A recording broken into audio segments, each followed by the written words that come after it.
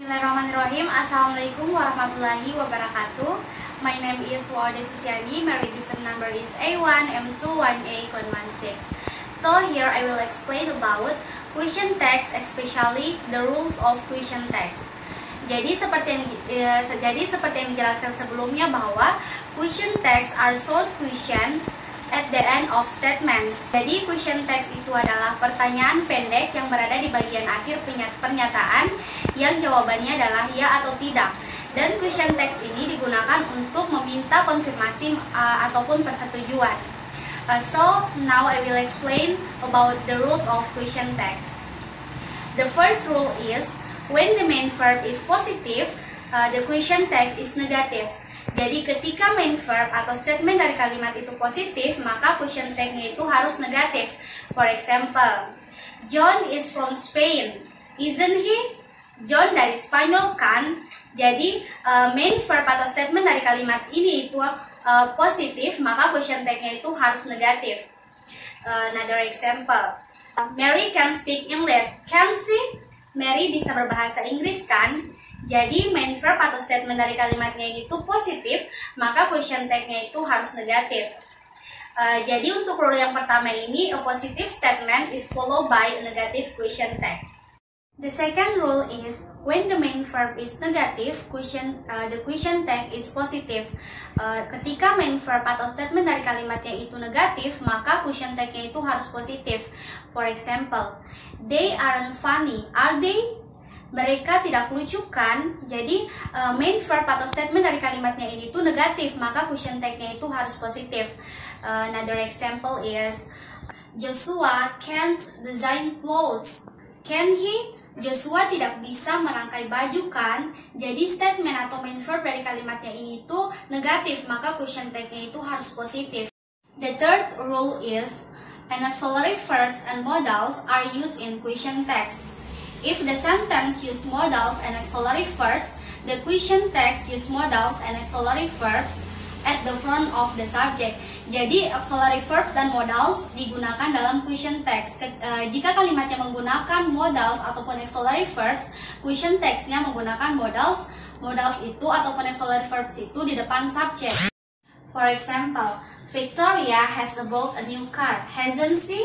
Jadi Victoria telah membeli mobil baru kan? Jadi dalam kalimat ini itu saya menggunakan auxiliary verb yaitu has. Jadi auxiliary verb itulah yang akan digunakan untuk question text-nya.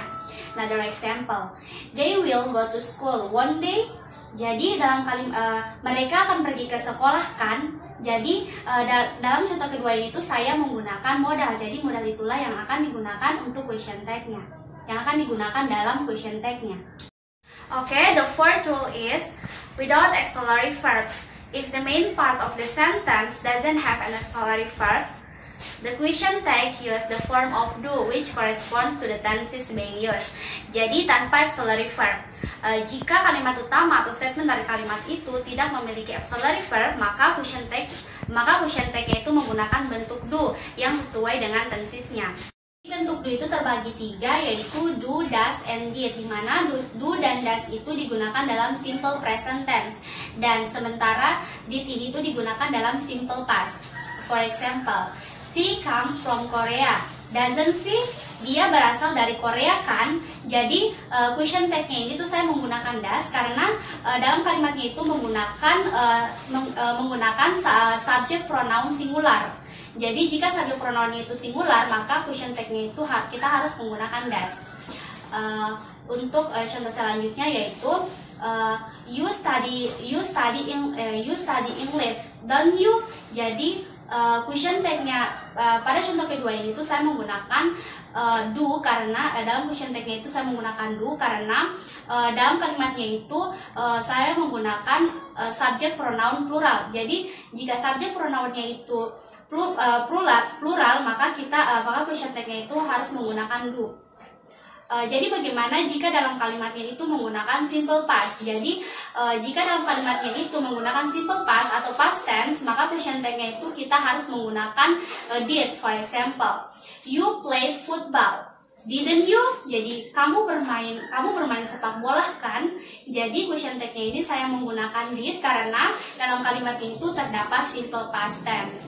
Okay, the fifth rule is using I am. Be careful with question tag with sentence that start I am.